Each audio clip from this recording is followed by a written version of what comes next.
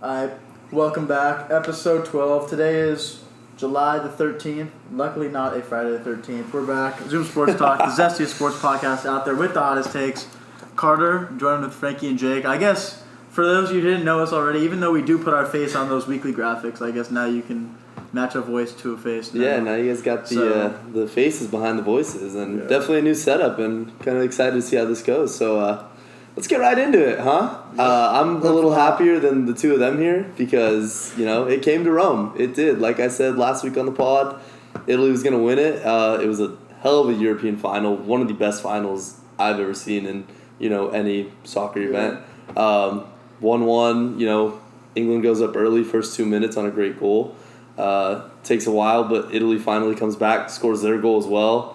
And then, a whole bunch of just kind of boring football. Maybe a horse collar that you guys aren't too happy about. Should have been red. Yeah, should have been red. Come on. We can sit here all day and talk about should have been red. I mean, those German refs. Yeah, we're handing out the cards. Fun fact: same VAR crew as the game before, so you know that if they messed up, they were gonna get fired. Yeah, true. But yeah, I mean, at the end of the day, I do think that Italy was probably the better team in that game, but I really do think it could have gone either way. Couple calls, people calling for that red card on Jorginho against Grealish. I don't think that was a red. That was completely incidental. Yeah. No, that did look like it hurt, but that was completely incidental. Yeah, it's not Jorginho's fault. I think the one thing would be Chiellini, the manner in which it happened. It's not like he just tugged his shirt. It's like the fact he got him by the neck that made it look so vicious. And I think that even being an Italy fan, I think if it's a lot of people except Chiellini, that ends up being a red. Yeah. I think that it's hard to give that guy a red card in that situation. You know what I mean? The captain. The captain obviously speaking to the refs more than anybody. He's probably in the refs' good graces more than likely. Exactly. And straight red is something as a ref, regardless, you're going to get a lot of criticism for. Erring on the side of caution, especially in a European final that late. No, exactly. Yeah. That in that crucial of a moment. And who knows if that even ends up affecting the game? Because, we didn't finish talking about it. There wasn't a lot of time left. Yeah. So. There wasn't a lot of time, but a breakaway in one of the last minutes of the game, even if they just call a red card, get a foul, all extra time. Shalberto Carlos on the set pieces, Yeah, Shalberto. The game ended up going into penalty kicks, and Pickford and player of the tournament Donnarumma ended up making the same amount of saves, but Italy ended up coming out on top due to 3 misses in a row. And like I said when I got here, Southgate said, I'm going to go bold. And you guys did say that he had picked the 5 who would be taking the penalties before the game. Yeah. But I don't think you can have a 19-year-old taking the 5th penalty in his first major tournament. That's his first penalty he's ever taken for his country, right? If I'm not mistaken. So he's an Arsenal player, so he obviously hasn't been in any big games. So the pressure's getting to him. I'm 18, and what am I doing with my life? So I can't really diss him that much.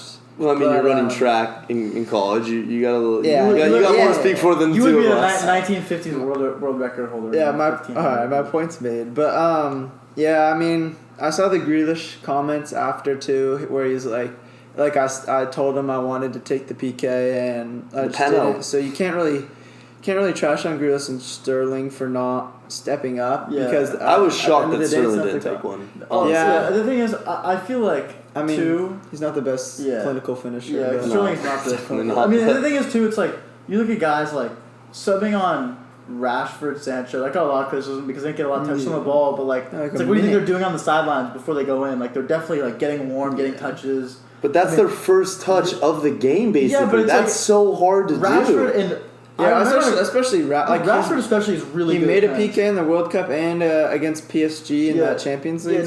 His PK wasn't terrible. It didn't get saved, but it was just only one missed the target. It was an inch right, and that probably hits the post and goes in instead. Yeah, and that's why it's tough. I think the thing is, as much as Southgate gets the criticism of, who's taking the PKs, the reality is a lot of those guys can play, and he obviously put Saka 5th for a reason. Saka... Yeah, we don't know what's happening in training. Saka probably made all of his PKs in training. You never know. Yes, the pressure might have gotten to him, but if a guy's hitting perfect PKs in practice, and you're a coach, I feel like you got to go with him. You're putting your best 5 guys out there. I think the Rashford play, the Sancho play, I think they're both questionable. good play. I honestly think they're I both think- good plays, but I just think it's hard because they just came in. I mean, to put your trust in them like that, I don't know. My biggest criticism wasn't that it was like parking the bus Yeah. in the 3rd minute. It was like the game had barely begun. I mean, Yeah. like yeah. I mean, They I didn't don't- have I just many don't chances get after that. Yeah, I think You it's 'cause play- they parked the. I think You England start really- 2 attacking players. Like I don't understand that at all. And then after you score, you literally like you just give up on having any possession. You sit back, and they're very defensive, and they really had 0 chances like throughout Yeah. the game. So I mean, it's like, I think disagree too, with that. I think too. Declan Rice, I thought was playing really well. Like Declan Rice, he had more dribbles completed than almost anybody on the Yeah. whole field in the first half, Mhm. and I was shocked. And then Jordan Henderson comes on for him. Jordan Yeah. Henderson just did nothing. He was just there, and yeah, he gets subbed off. Henderson watching for I no was reason. I was shocked for that too. I thought, at least if they're gonna put in Henderson, they're gonna take off Calvin Phillips because I thought Rice was and he's amazing with the ball at his feet. I'm thinking he's probably a better penalty taker than Calvin Phillips too. So I mean, Calvin Phillips, most tackles in the whole team. he had a great Most tackles in the tournament. whole He had a tournament. good tournament. Yeah, parking the bus obviously probably ended up not being the smartest play. Yeah. And like we had said, that Italy goal wasn't a great goal. I'll admit to that. But, I mean, they did get the goal. And, still no chances really created after that. Yeah. But the only problem I really have is if you're going to have Saka take one, he could be 100 for 100 in practice. Don't let You him can do it. never recreate that moment Yeah. and the pressure that he is actually going to feel taking that 5th PK. Yeah. I think you have him take the first or the second one. I don't know how you don't have your captain taking the 4th or 5th with Harry Kane. I mean, Because you don't know if you're gonna get there. that's true. necessarily. I mean, you think you're at least going to get to 4 though, Yeah. right? I mean, I think if Kane takes Yeah, well, that that was 5th the- one, it's a whole nother story. Yeah, I think it's tough. I think like getting off on the wrong foot is obviously like really not good. I think that, as much as Saka might have not the experience, I definitely think with the way he played this tournament, he definitely deserved the shot to be the hero. Like the crucial, kind of play that led to the own goal for Denmark. Like he set that whole thing up. Oh yeah, no, yeah. Yeah. Like insane, like drawing so many fouls. I mean, I think the circumstances, and even the players would say, like Jack Grealish, even though he said he wanted to take a PK, he even admits it's not Southgate's fault. Yeah. he did. If they had this coming in before, Southgate obviously geezer. told them, and they obviously were in agreement. That the 5 guys that they had were the 5 guys that deserved and / wanted to take the PKs. The order might be something that they switched up. Maybe they had the order beforehand. But I just have a question for Frankie. Who should be taking the pens for United next year? Penendez. You putting him over Maguire now, man? After you I don't saw know. Maguire's goal? I don't know about that. I mean, we know Rashford and Sancho aren't going to be taking them, but I think Rashford's Rashford pulled that John Terry 2007 Champions League. Okay. But- Slipped. Well, yeah. He didn't slip. It was a definitely a great Euros, and it was an amazing final. Really, not much to complain about. I'm a lot happier than them. Like I said, it came to Rome, and I don't know if it's ever going to be coming home. Spaghetti Mafia. Yeah. Also, quick shout out, since none of us really watched it nor talked about it. Quick shout out to Oh yeah. the greatest of all time, Lionel Messi. Yeah, shout out Messi, finally getting his international trophy. It's the one thing he hadn't had, and he finally got He's it. probably gonna get his 7th Ballon d'Or too. Yeah. Odds coming are. up. I mean, Jorginho's getting shouts, but I hope those are all a joke. Yeah. Even I think being they a Chelsea and Italy guy. No, the crazy thing too that He missed if England won that game, then Mason Mount might have been getting them also. You never know. They're in the same. Emerson. Emerson for Ballon d'Or, Champions League. He scored in the Champions League. Reece James. Yeah, I was laughing at that because we were talking about during the game that Emerson started 4 games for Chelsea all year and was starting a European final, which is pretty nuts if you ask me. Yeah, if Spinazzola wasn't hurt, he wouldn't have been. But No, obviously not, but good. It was a good tournament, and at the end of the day, I feel like you gotta give props to the whole crew here because the two picks that we had for the tournament. Yeah. That's the very two true. teams That In the is very final, true. went to 100%. penalties. Could not have been more of a close game. Nah, you can't beat I that. feel like it's a even though Italy came through. I feel like Definitely was a great Gotta tournament. give hats off. There, Yeah, great tournament to watch. There was a lot more excitement this weekend. A lot of drama and a lot of entertainment, and I think we need to move on to that. So Dustin Poirier and Conor McGregor tried to complete their trilogy of their fights. And Keyword tried. Yeah, Doctor, stop it. Your wife is in my DMs. it was definitely an entertaining fight, to say the least. And we just hope it went more than one round. And it didn't go one round by knockout or anything. McGregor broke the shit out of his ankle. And it was one of the nastiest breaks I've seen since Kevin Ware. And, you can compare it to that. It was disgusting. And, people were saying he broke it earlier in the round and then just landing on it there the wrong way just completely snapped it. I don't think that was the case, though. No. Okay. See, I saw a breakdown that Rogan had posted saying that it looked like it had broke right there, boom, on a kick with about 1:10 to go or something around there, right before the takedown. And then he had backed up, it landed on it wrong, it completely snapped. When he went down, I didn't think he broke his ankle. I was like, oh, wow, Poirier got him down again. He's going to win this round. I thought he tripped. They both missed. They both missed their punch. I thought he just tripped. I thought he tripped. I'm like, okay, he went down, whatever. And then my friend was like, oh, no, he broke his ankle. Yeah. And I was like, what do you mean? And then he ate those punches because Poirier came and hit him a couple times and then got up. And then he wasn't getting up, and he was like looking at his foot. When they showed the replay, I was like, oh, my Yeah. gosh. Yeah, I knew instantly after that happened that... It was just disappointing as from a fan's perspective. Because it was a great first round. Yeah, it was amazing. It was. I was on the edge of my seat. I was so entertained. I'm like, this is going to be a really good fight. Yeah, Conor had a good first 2 minutes, and then Justin dominated on the ground. I mean, it's because Conor had the takedown. Yeah, and Conor also had him in kind of a dangerous position. Well, he had him in the triangle, and then Poirier. I saw an interview. Poirier said that he purposely wanted to get McGregor to the ground because his ground game is better than McGregor, but he accidentally was too far away from the edge of the cage, so McGregor was able to get in a position where Poirier was vulnerable. But it was super. That first round was great. I was really disappointed to see McGregor unfortunately break his ankle and it'd be Dr. Stoppage. Yeah, it feels like it feels like kind of a. I don't know, a little bit of it doesn't feel like it's a real win. There's no real closure. No. Yeah, I don't think Poirier even thinks that. I know Poirier. I feel definitely feels like he wants it again. Yeah, I think they both do. I mean, they said it. Whether we got to settle in the ring or in the street, we're gonna go again. And I'm trying to see around for it. I mean, I feel McGregor doesn't have too many years left in him. There's a lot of things there's a lot of fights. I feel like he's promised a Nate Diaz trilogy fight and a couple other fights. But I feel like this one especially with the unfinished business here. I don't know. He was talking shit. He talked a lot of shit, and I honestly think he crossed the line. No, I do. I 100% do too. Poirier was literally saying, talking about charity, talking about hot sauce. There was a kid there was literally a kid in the stands who had cancer that he shouted out. Immediately after Conor gets the mic, I'm gonna fuck your wife. Your wife's in my DMs. And the reason his wife was in his DMs was talking about a charity event that Poirier was doing. McGregor's just for the message. But I get there's a reason his nickname is the Notorious. Yeah, I mean, that's true. Look, he's trying to entertain, and he definitely does that. Couldn't even understand what the guy was saying after, whenever they handed him the mic. Bloody bollocks, always had a bit of a head on you, boy. I wanted Rogan so bad to just say, after he's finished all that, what did you just say, Conor? And just give him back the mic and see what Conor said, because I thought that would have been hilarious. Yeah, Rogan always gets his interview no matter what. Oh, yeah, when he sat down with him while they're putting the cast on him, I was dying.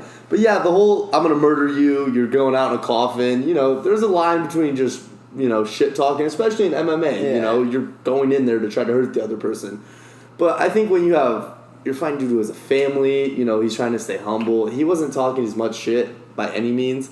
Conor was chasing his, younger self, it seemed like. He seemed like he was chasing what he used to be. In the last fight, too, that they fought, Conor was very, mild-mannered, made it a calm fight, and then... Had respect when he got his ass beat, too. Yeah, then I don't know what switched up, but I don't think Poirier really did much, besides ask him for a charity, event thing, event appearance, and... I don't know. I think McGregor... obviously respect to Poirier, he was the favorite. Yeah. Going into it. You can't deny that. You can't say it's a. He was winning. He was winning. He won that first round. Yeah. He was winning, and I do. While I do think it would have been closer, and McGregor always has that Showtime knockout TKO potential. Yeah. I mean, it's clear it was going to be around 4. I think everybody in that building got it, including both Addison Rae and Donald Trump. Oh yeah, Yeah. That is. I cannot believe what has been going around the internet world with that today, but. Yeah, bro. They low key there's some sexual tension between them. Donald Trump and Addison Rae. Jesus Christ. I mean, also shout out what's that guy? The Tui Tuivasa, the guy who drinks out of the shoe. Oh yeah, that was crazy. Drinking the Happy Dad out of the shoe. That was pretty damn hilarious. Yeah, knocking out Greg Hardy. Crazy how Nelk's like friends. That was a very good UFC event. I mean, top to bottom, those were good fights all around. Everyone thought Sean O'Malley was easy KO round 1, and Moutinho almost went the distance with him, and that was impressive. So that was a great fight. I think that was the only fight that was it passed one round in the main card though. No, there's one. The Wonder Boy. Yeah, fight Wonder Boy. That was versus Gilbert Burns. Yeah, that was a good fight too. That went the distance. Yeah. Yeah, that was a pretty close fight too. Yeah, and I really wish that we could have saw the end of McGregor Poirier that night, but unfortunately, hopefully we'll see Doctor Stoppage. Hopefully we'll see McGregor back in the octagon soon. And I heard Dana White say that Poirier next up for Poirier is the title fight. So I want to see another Francis Ngannou fight. Is what I want. Oh yeah, he puts people to sleep. That's a bad man right there. Dude, whenever he Stipe against Stipe. Oh yeah. Whenever he just oh my his God. legs just gave out. Yeah. No, when his leg just gave out. But whenever he jumped on him and hit him too. Oh yeah. Whenever O'Malley did that too last fight. Oh yeah. O'Malley in that fight. He shot at the Phoenix Suns. He did do that. But I remember O'Malley literally just he's the guy's on the ground and the ref didn't call it and O'Malley just walks up to just hammer fist to the dome. Oh yeah. I mean, like I said, honestly, great UFC event. It was awesome to see fans back at full force. A lot of chants, a lot of great energy in the crowd. I think everyone was just kind of disappointed for how the fight ended. Speaking of McGregor, he's known as one of the best entertainers in sports, and Frankie brought up a good question of the two of us.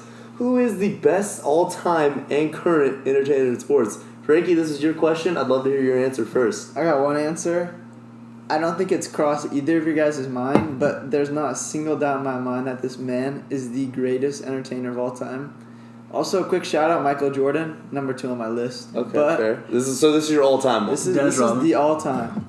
This is all-time. The greatest, Muhammad Ali. You just can't I like the take. I like it. I just don't see I don't see anywhere that man is not the greatest. He brought so much energy and so much passion to the fight. He has so many memorable clips, so many memorable moments. I mean, in such a unique bringing way the poetry too. And he's such he's so intelligent too. I feel like that was a unique part of him. And he was so well spoken, and he was also the greatest, which also helps. I mean, also same with MJ.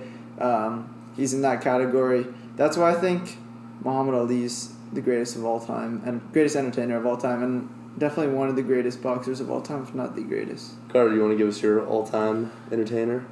I mean, look, you talk about entertainment. Entertainer, it's it's hard because a lot of names cross my mind. It's just guys who are pure guys who bring a crowd. You pay to see him. Yeah, you pay to see him. And whenever you think of those guys, it's I mean, you think of a lot of fighters. You think of Floyd. You think of even McGregor. But in the past, Deion Sanders, guys like that. Yeah, but prime time. You think about somebody that it could be a bunch of scrubs, and if this guy is there, it's sold out, and that's the GOAT, Tiger Woods. The greatest entertainer of all time. You think about. I love that. I love that take. Nobody has had more ups and downs in their life than Tiger Woods, and obviously he's going through some stuff right now. Hopefully in our hometown. Hopefully he heals up. Shout out Hawthorne.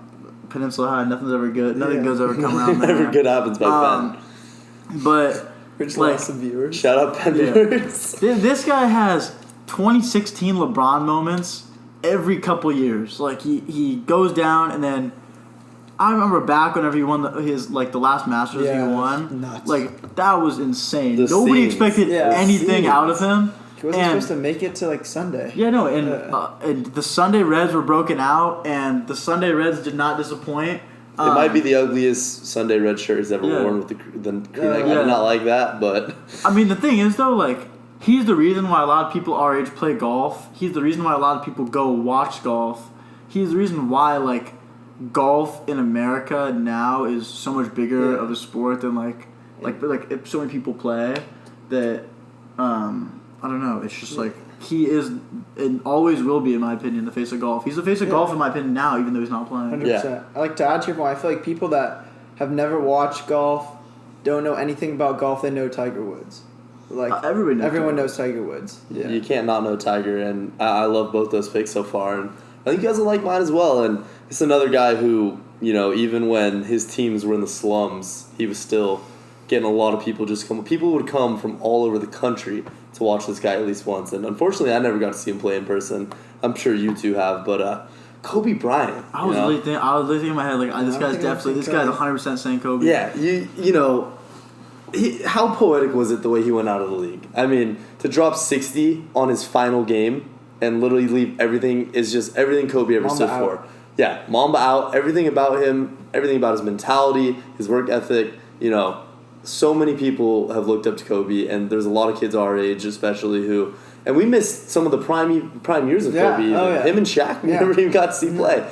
So I can't imagine what it was like back then, and it was just always so entertaining. And he's a guy like Tiger too. Some adversity in his life he had to come, you know, conquer, get over, stuff like that. And he always was selling out Staples. I mean, when you have Jay-Z and hundreds of other celebrities, I mean, how much were tickets to his final game? Hundreds and thousands of dollars. I mean, he's one of the greatest, most entertaining people to watch in basketball history. Up there with Jordan. I mean, LeBron, obviously.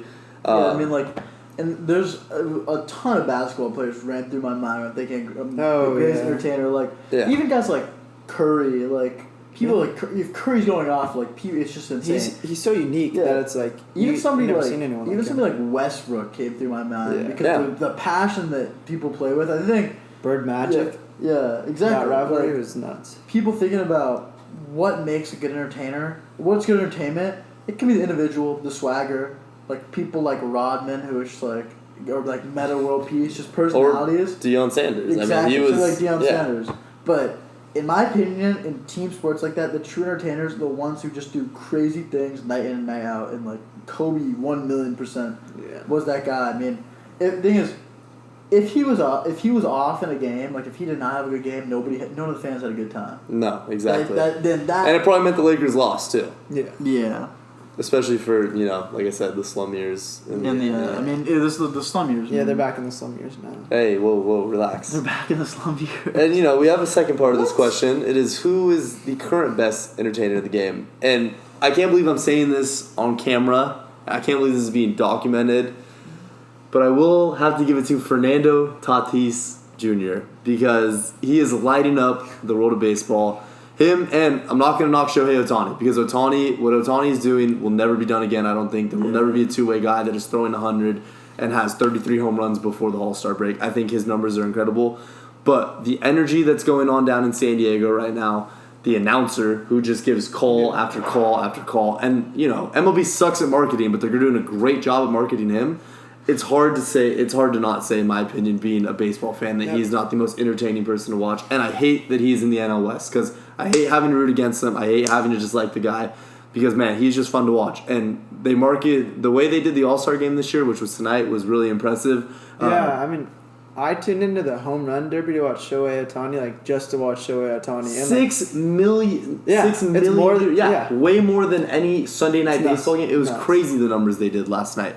Close second definitely would be Shohei just because of how impressive he is, but I'm going to have to give the edge to Tatis Jr. just because of how San Diego is right now and the swag chain, all that. I mean, I'm not a big flashy guy when it comes to baseball, but I think with everything going on down there that he is the most entertaining person, and MLB is doing a good job at marketing him, but not the rest of them. He kind of gives me like Bryce Harper. Yeah, young Bryce Harper vibes. Energy.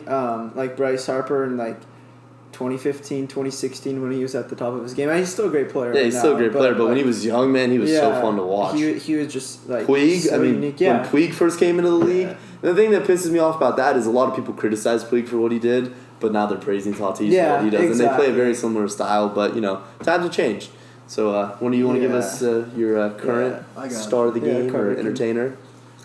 One of the main immediately for current, I'm like, I feel like it's somebody in football, the NFL, and I'll give you an offensive and a defensive one. Because okay, we get into. I could not decide because they're two totally different. And on the defensive side, it's got to be Jalen Ramsey. Like, I like that. It has to be Jalen Ramsey on the defensive side. Like, the dude is so like the swagger he plays with, obviously, and the trash talk, like, it's unmatched. But even more so, I think the best entertainer, and this is obviously so biased, but Mr. Discount Double Check himself, Aaron Rodgers. Oh, I don't know about that one. Well, hear me out.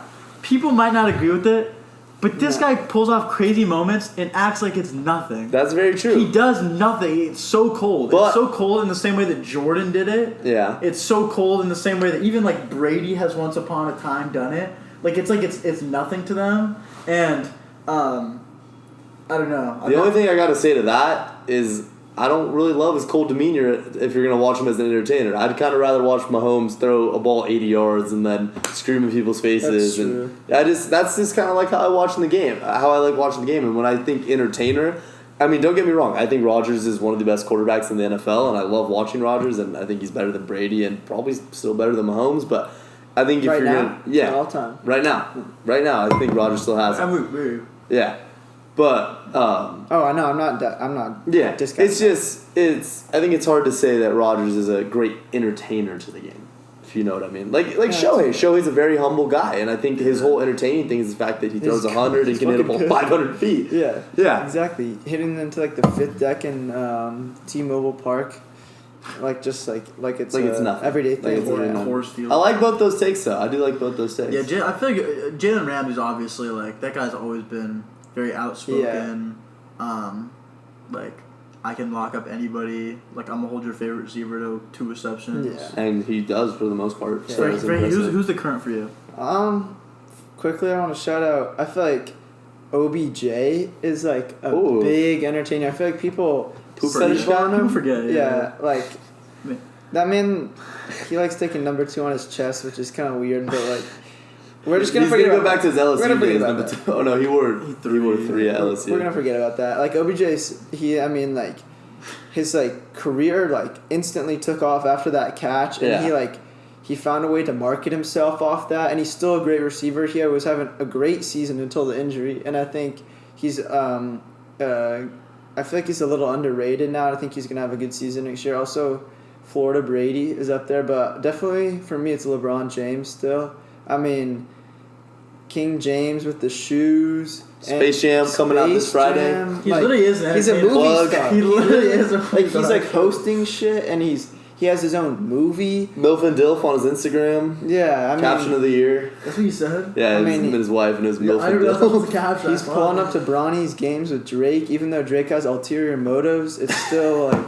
Imagine dropping 30 in your championship game and going home and Drake's telling you to do the dishes, bro. Have you seen that TikTok where it's like, "Where's your mama?" I saw one is like Drake talking to Amari Bailey. Yeah, but I gotta go LeBron. I mean, he just screams entertainer and he backs it up with his play.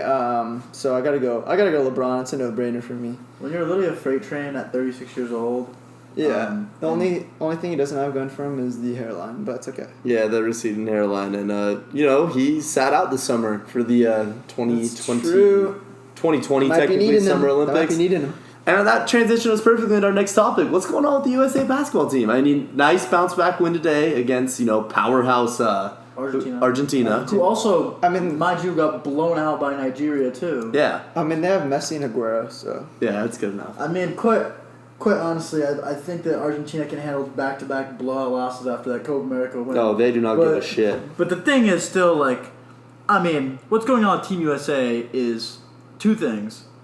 First of all, they don't have the same talent as that Wendy's-filled gas station team. That clip is the best. 2008, 2012, But still, they're all all-stars. Like, they're starting 5, you got Durant and Lillard. And they lost to Joe Ingles, bro. They lost to Joe Ingles. No, and the thing is, the Australians, those can't teams, blame them for that. They know how to play together. They've had the same group of guys for a long time. Yeah. I think part of the reason, too, they're not getting those all-star calls that they normally get.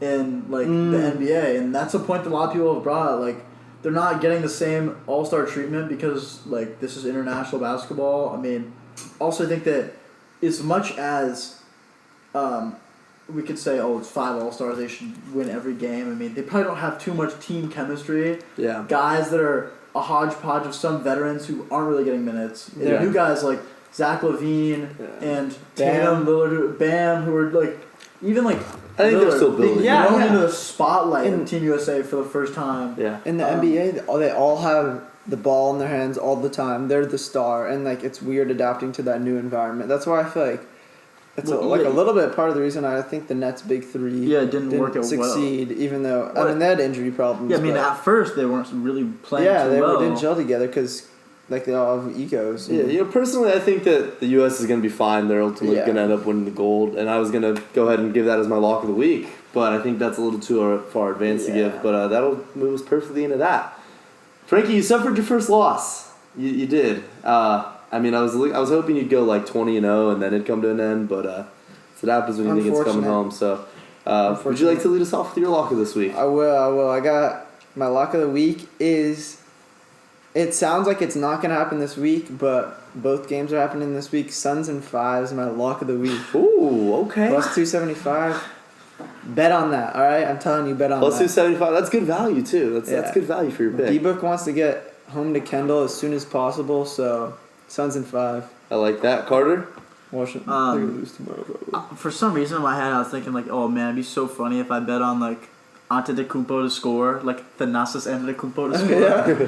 But no, I think I made the grave mistake last week of betting the under on Giannis because I thought, that they knew how to, whenever they played the Lakers, they knew how to contain the star player. But then I remembered, oh yeah, that's just because the Lakers supporting cast was terrible.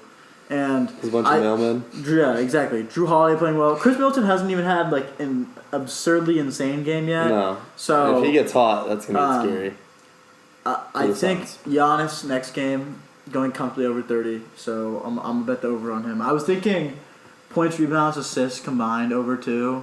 I think the combined total for that is like, if I was right, I think it was like 44, 45. Probably somewhere around there. Yeah. 44, 45 for him. I'm 1,000,000% like over for that. So I think I might just do that instead. So give me Adirumbo.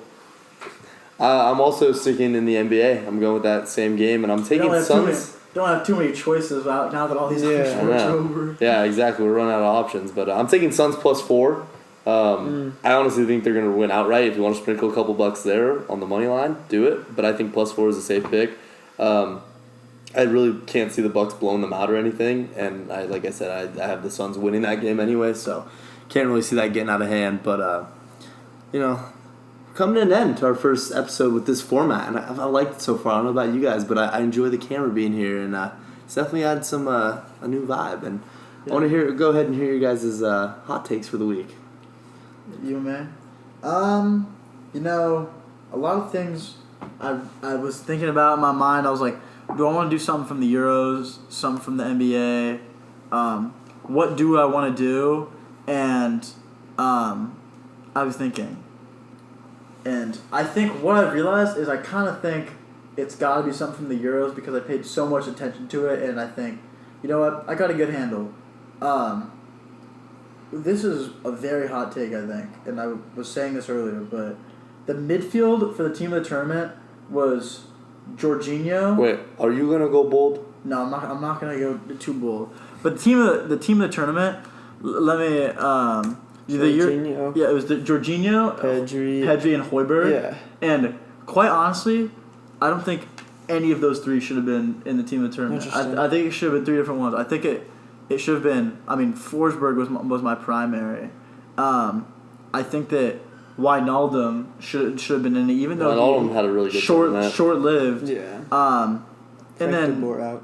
I think that Pogba too. Yeah, I think that those 3 players were as a whole better. I think that Jorginho, was the best midfielder for Italy, but those guys are just all so consistent. Yeah. Højbjerg was one of the assist leaders in the tournament, but I mean, I think that his assist came as a result as Denmark's really good team play, like the good finishing. I mean, like one or two of his assists were just him dumping it off to Dolberg and Yeah. shit's like outside the box Yeah, screamer. sure. And then, I mean, Pedri obviously was great, but no goals, no assists. No. I think he's the best young player in the tournament, but I don't think he necessarily deserved to be in the team of the tournament. I think Spain's team play. So a little bit of a hot take, but I mean, I could argue too that Shaw could have gone at left back. I could argue that Walker should not have been Schick. left back.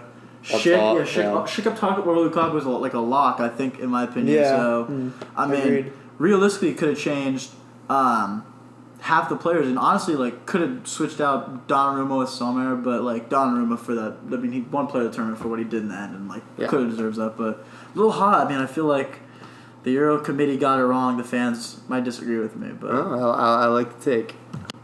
Carter, I do like that take. I do agree with you, especially with the Schick one. I mean, Lukaku did have a good tournament, started hot, Yeah. but I just Schick's the leading scorer for whenever he was for the Czech Republic. It's Yeah. not like Ronaldo, great supporting cast around him, a couple Yeah. pens, but Schick did it with the best goal of the tournament too. yeah, that is true. Like he had, And he the would goal of have. the He tournament. just only lost because he assists, right? He didn't have an assist, and Ronaldo yeah, had an he assist. didn't have assists, but in my opinion, penalty should be the tiebreaker. So Yeah, Yeah, that's also a hot take, but I kind of like that one too. I didn't think about that. yeah, I mean, Wow. the assist that Ronaldo had was in my. Actually, I was like, I mean, it was like a tap in for Jota, but yeah. Jota. You guys, Frankie, what's your hot Yeah. take? Once again, I got two hot takes. One small one, really quickly. I think Von Miller is going to be the comeback player of the year in the NFL this Ooh. year. I think he's So- mad because he got his DMs exposed. The celebrity No. All-Star Game performance wasn't great though. Yeah, true. No, yeah, True, him true, or true. DK. He coming back. Jojo Siwa though might get signed. Yeah, JoJo Siwa to the Oh, yeah, to the to the- Angels. Oh, to the Angels. Yeah. Yeah, they can They use could- pretty they much could use anyone it. right now. So, and my other hot take, I feel like this isn't super hot, but considering I feel like they kind of have a reputation of being like choke artists. I'm going PSG's gonna win the Champions League this year. Finally, I think they had some great additions. And With Serge Rom. Sergio Serge Ram Ramos. and Hakimi, and I think Pochettino's a good coach. Donnarumma. He's got the Spurs, Yeah, Spurs and- in blood though. And Donnarumma, yeah, He got true, used but to the game. I think he did as much as he could have. This is a little bit of a hot take Spurs. considering they didn't even win their league. Yeah, I mean that's true. But I got PSG. They're finally bringing it back to Paris, and that was a bad French accent. But Jake, what about you? This is gonna be, I think, a decently hot take. Normally I would never say this. I wouldn't think I'd have to say this about this guy, but he had a terrible first half of the season. Not terrible, but by his standards, it was bad. But I think that Mookie Betts will end up being the MVP of the second half for all of baseball, not just the NL West or the NL, but for all of baseball. But you don't think he wins them? I don't think he wins MVP, no, but I think he ends up having MVP-like numbers the whole second half. Interesting. I think he's going to end up getting to about... You think DeGrom ends up winning it? I think DeGrom does win MVP, yeah, as long as he stays healthy. But I think that Betts has a very good second half. The Dodgers get rolling and end up winning the NL West. And like I said, normally you wouldn't think that's much of a hot take because Betts is MVP caliber every year, but he just hasn't been up to his standard. And he has said it himself, no knock on him or anything. But he just, hasn't been completely himself. And he's been a little banged up. And I think he's using this All-Star break to rest. And it'll be good for him. And I'm really excited to see what he can do the second half of the year. Like I said, that shouldn't be a hot take. But considering how he's played, it needs to be. He's not. He really has not been playing well at all. And the thing, too, is he's a guy with playoff experience, too. It makes you... Two World question- Series rings. Yeah, Two World Series rings, an MVP. I mean... It makes you question Should've had two. How, as we approach October, how is this guy going to start heating up? What's he going to do to change his game? And hopefully something, as a Dodger fan. As somebody who supports baseball Dodgers, fan. I really do hope you're right because it definitely helped to have a defensive stud out and right as well as somebody one of the best bats in the game. hitting over. I don't know. Luckily, maybe 275 if we're lucky. If he can get over 350 now, post break, that'd be because once he goes, the rest of the Dodgers go. So Yeah. thanks to the Red Sox for that guy. Boom. Thank you guys for listening. Thank you guys for watching. If you guys tuned in, be sure to subscribe now to our YouTube. Follow us on all our socials, and look for us next week. We'll be back. Yeah. Peace out. Sons of Foe. Suns info.